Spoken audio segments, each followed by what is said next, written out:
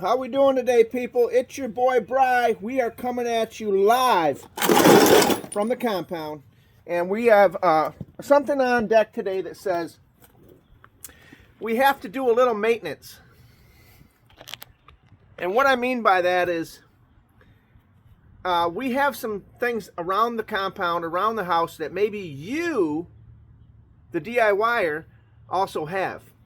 Now, as you know, your boy Bry has purchased a Generac, a 26 kV Generac that I will be installing this year for backup power generation. Now, that should do the entire house. That should be able to run everything I have. And it's supposed to be, I think it's less than 30 seconds or under a minute that it kicks on. And it's a really, really nice system. I did the research, and what they're on the side of the house, you have to put a transfer switch. The one that I purchased came with the generator and the transfer switch. And basically, I just need to get a cable that basically sends the message, so to speak. I've got to order that. It's basically the part that talks to the interface panel that tells the solenoid to drop and transfer energy. It's very, very nice system. If you have a Generac, you know what I'm talking about. You don't have to worry so much. Now, it is important, if you don't know what you're doing with electricity, to hire someone like your friend Bry that knows what he's doing, and don't try to do it if you don't know. But here's the situation. We have on deck, I've had this for at least, I think, 4 or 5 years now. This is the Predator 8750, peak watts 7,000 running watts. Now, I believe it tells you not to exceed 58 amps, okay? Now, I have a 200 amp entrance into my house, so how is it that I can run a temporary generator if I can only run up to 58 amps? Well, most people are under the impression if you hook a generator up to your house, you're good to go. And the case actually is not the case. If you want to run everything in your house at once, as if the house was never interrupted, your hot water tank, in my case the well pump, maybe the boiler, the kitchen, the living room, the television, the microwave, if you want to do all that, you cannot do that with this. You have to get something that's sufficient, like a Generac or equivalent, that's going to be able to put enough energy to the house that you won't overload the generator, so to speak. Now, the Generacs are made, if you size them to your house, they're made so that you can operate your house as normal. Now, up here in upstate New York, most people just have a generator like this. This is the most cost-effective way to go. The Generac is going to set you back, like the one I've got with the transfer switch and everything, was about $7,000. And I believe they want anywhere from $3,500 to $5,000 to install it, from what I've been quoted and looked at. And you say to yourself, my friend Bry, why would you get quoted that? Well, here's the thing.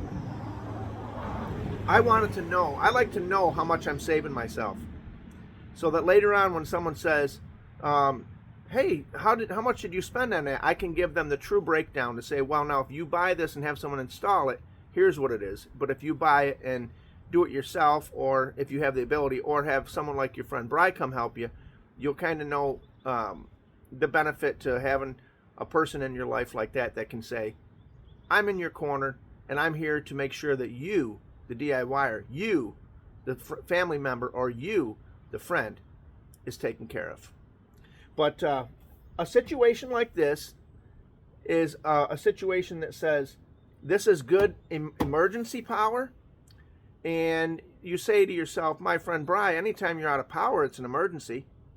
Well, let's just put it like this. If you're in Texas or Arizona and the power goes out, as long as you have water and you have a way to kind of get out of the sun, and you have food and water, you're okay. You're not going to die from that. You might be uncomfortable, you might be hot, you might be sweaty, but you're not going to die. Now, up north, in the great up north part of the country, and let's talk about Alaska or even upstate like I'm in here, upstate New York, if the power goes down in the winter, it's not just being uncomfortable, it's life and death. You can freeze to death.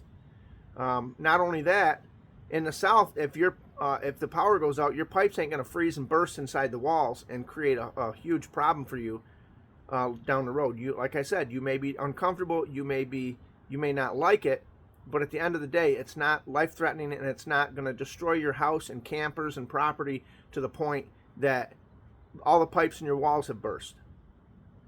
So this is kind of a situation that says it has enough amperage to run the essentials: your refrigerator, your heat source, your water source.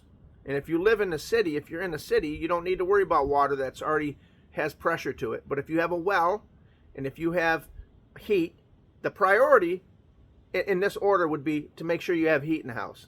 If you have heat in the house, you're not going to freeze to death. Your walls are not going to have the pipes in them break. And you can always have bottled water, so to speak. So there's that. But this has enough power. And what I did in the basement is put a transfer switch in the basement so that it has breakers on it. And what you do is you run the lines into your normal panel box, and you designate what's allowed. So I don't have my garage on it, right? There's no need to have my garage circuit on it. I'm not going to be welding in a power outage. I'm not going to be using things like the lathe or the mill or anything like that during a power outage. But I do need heat, so my boiler is hooked up to it. Now I have two boilers. I have a Utica boiler, which is the original boiler that came when I built the house. I had a guy install that for me. And we have the outdoor wood boiler. So the boiler circuits to keep heat to the house are the main priority. I also have circuits in my kitchen and in my living room, okay, so that you can have a light on and you can have the refrigerator running. I have a gas stove, so I can still cook. I have propane, so I can still cook in an outage. But you get the idea. You can't just turn all the lights on and turn the TV on, go ahead and blow dry your hair, run the microwave. You can't do all that, because when you're doing that, if the well kicks on to supply you with water, or the furnace kicks on, you can overload the circuit. It's not made for all that. You need a bigger system like a Generac. So I hope I've made myself clear on that. But today, it's been raining here back home for the last, I don't know, 5 to 7 days straight. I mean, straight rain. Today, as you see, it's cloudy, but there's no rain at the moment. So I said to myself, my friend Bry, let's go get some oil, and let's go get some filters, and let's change the filters and the oil in the Toyota Tacoma, okay? And I always get Toyota filters. I went down to the local Toyota dealership and I bought 4 filters.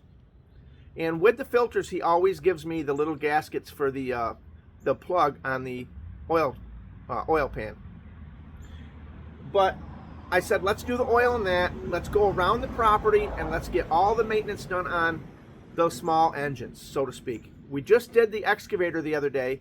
The engine has got fresh oil in that. The Tacoma's good. The RAV is just kind of a backup vehicle. So that's all good. I've checked the oil on that. Tonka will be due in about another 1,000 miles. And then also, like I said, you have something like this you have to maintain. Now, as you see, I have the oil draining. I don't know if you can see that. You can trust your friend Bry, or you can take a look. I have the oil draining, and what I've done here, people, this is kind of low to the ground. I just put it up on blocks of wood so that I can raise it high enough to get this oil pan in here. Can you see that? It holds about a quart of oil, and there's the plug there. Now, I would put a whip on this, but I really don't need to, because it has access to drain straight into the pan. Now, you say to yourself, okay, you have the oil drained, and here's what I want to show you. When these engineers do things, they don't always do things with you, the DIYer, in mind. So what I mean by that is, here's a funnel. This is a transmission funnel, and it used to be this tall. Okay, I lobbed it off so I can put this small point, see how it necks down, into these small engines and be able to fill it with oil. But look what your friend Bry did. I trimmed it. Because as you can see, if you're trying to add oil, you got to get right on the edge here as you're dumping it and hope that it don't hit the top of it. So I said, no, we're not going to do that. I just took a cutoff wheel. And remember to wear your safety glasses when you're using any kind of cutoff wheels. Not only for the debris coming up, but if that wheel comes apart, if there's a small nick in it and it hits something and it explodes, it won't be in your eyeball. But anyway, that's what your friend Bry did. He cut that like that so that now at this angle, I can pour straight down onto this and it will run into the funnel.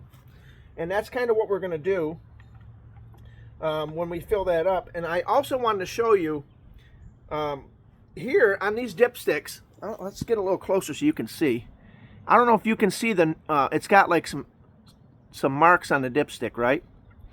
When you check these small engines, as a general rule, you don't put it in and you see how many threads are here? There's an inch of threads there. You don't put it in and spin it all the way in and then spin it out and check your oil. You don't do that. That's the wrong way to do it. All you do when you're checking oil is you just set that in. If this is the opening, you don't put it in and thread it in. You just set it in to where it lands like that, where the threads start, and then you pull it out and check it. If you put it in and thread it in and bring it out and check it and your oil's right here, really your oil's right there, if that makes any sense. These are made so that when you're checking the oil, you just pull it out, wipe it off, and then you just set it in to where the threads start, pull it out and look at it. And at that point, it should be up to the top. Okay? So that way there, your base oil is high enough. But if you're thinking about it, if you read the manual, it'll tell you about how much it takes. Okay? And most of these small engines take 1 quart. So that's what we're going to do. We're going to add the oil. But before I do that, I want to show you something that your friend Bry's got going on here. Now this is very important. Hold on a second. This is very important to see what I've got here. So every month, I like to make sure that I run this thing, okay? And what I do is I run it for approximately 15 minutes. And as you can see, I've checked them off. And today I actually have ran it for 15 minutes, and what that does is it warms the oil up. It makes sure that your the carburetor's running good. You're pushing gas through it, and it's just a service record that tells you, the DIYer, what's going on. Now here's a very important part, and what I've got on here is change out the gas every 6 months. And you say, well, that's weird. Why would you do that? Even though I use right here only non-ethanol fuel, the fuel today is not like it used to be.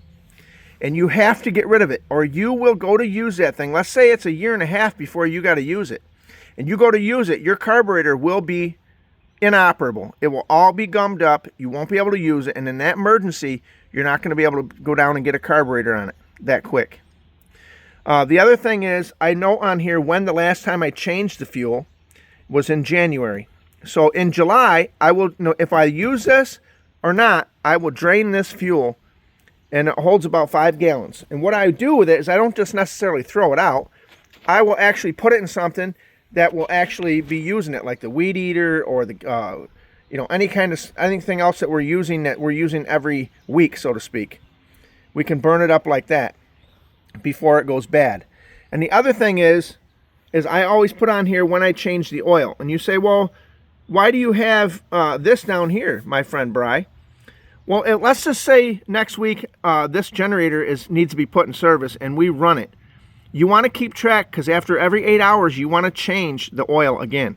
Now, if I don't change it, okay, at the end of, like when I change the fuel, I'm going to drop the oil again, no matter what.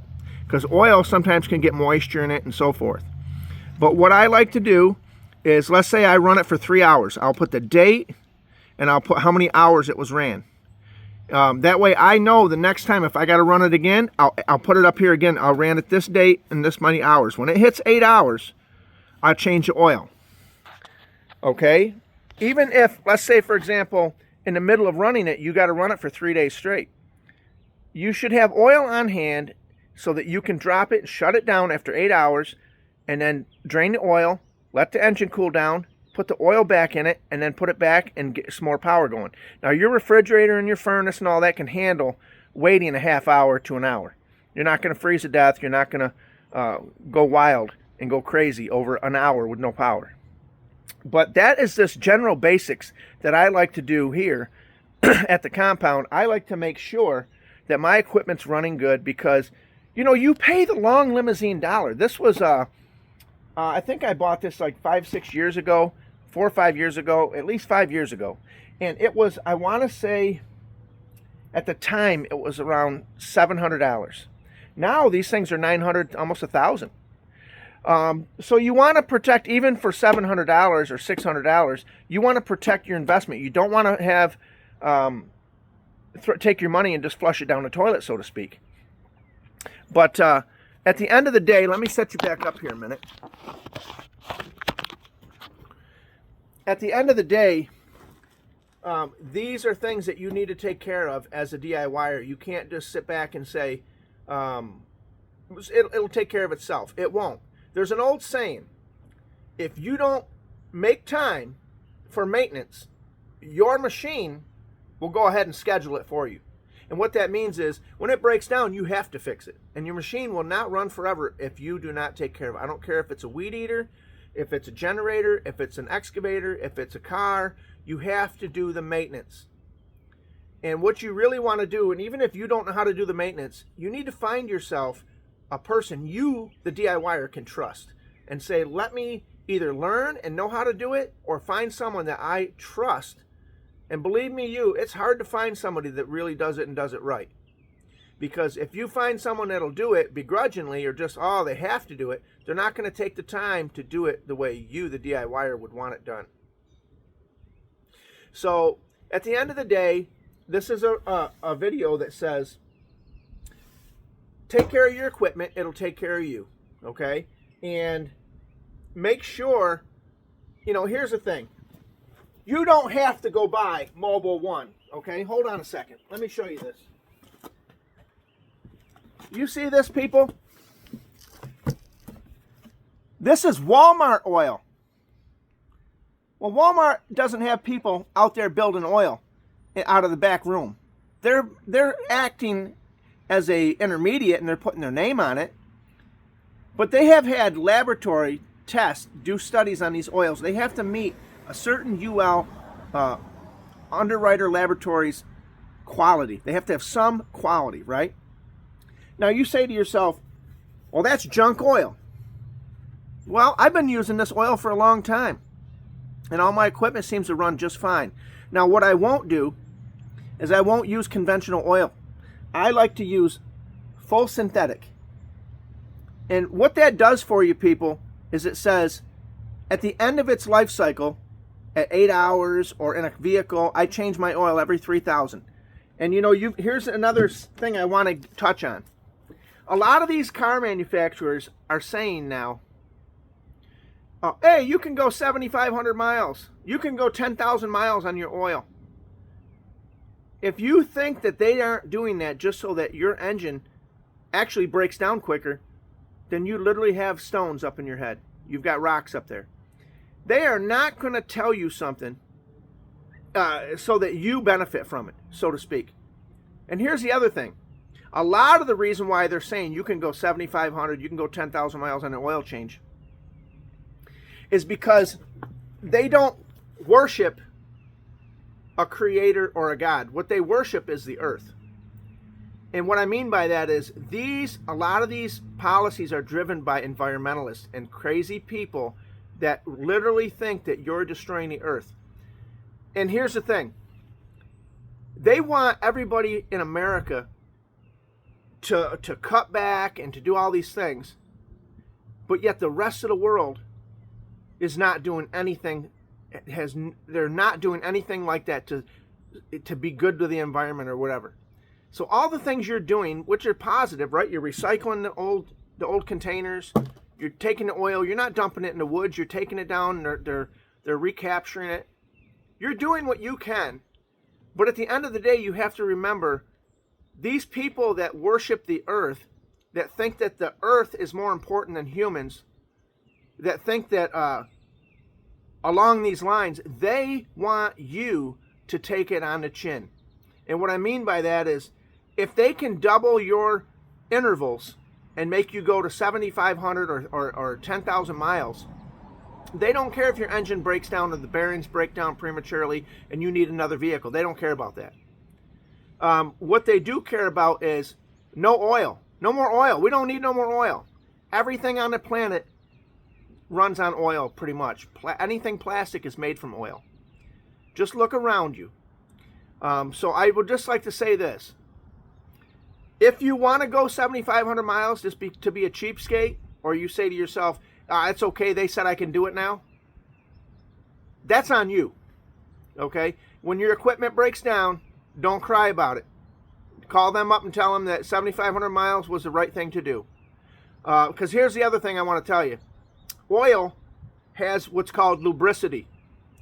And after a certain point, you start to lose lubricity. And inside that bearing journal, you have oil in there, and it's keeping two metal parts, very tight tolerances, sometimes 20, 30 thousandths of clearance, 10 thousandths.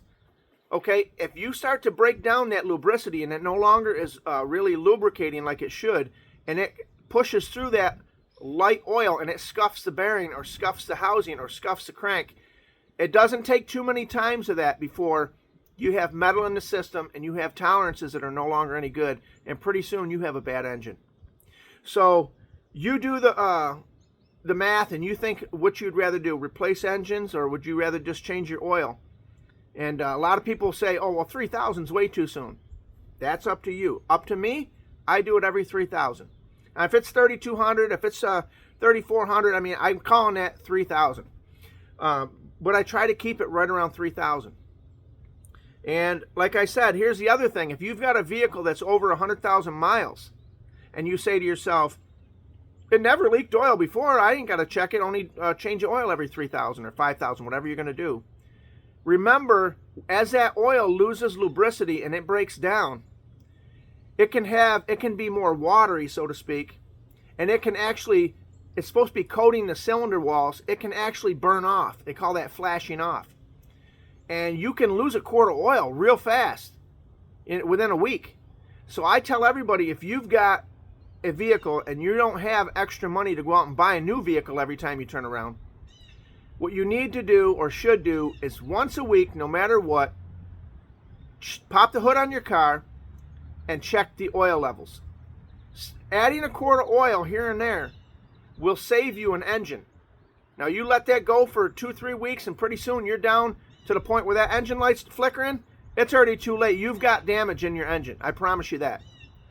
The other thing is you get sludge buildup, and a lot of these passages are very small now. They're not big ports and bores. They're very small, tiny ports. That's why they're having everybody use this OW20 and stuff like that. It's made for small passages.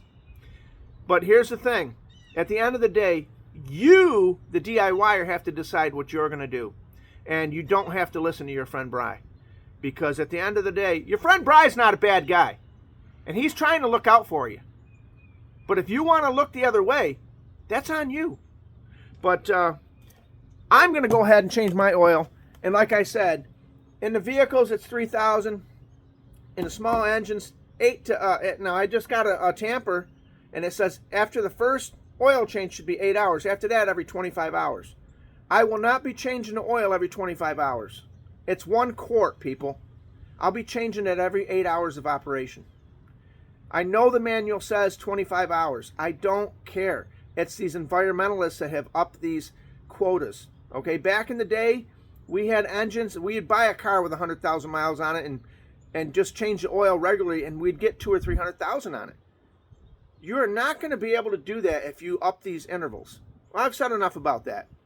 But anyway, I'll be in the garage if you need me. You know what I mean? I'll be out here. I'll be doing something. As long as I'm not getting rained on, I'll be doing something to make sure that if I need this in the future, I don't have to question it. I know I can just pull the trigger and be done with it. Now here's another upgrade. Let me show you. I want to show you this before we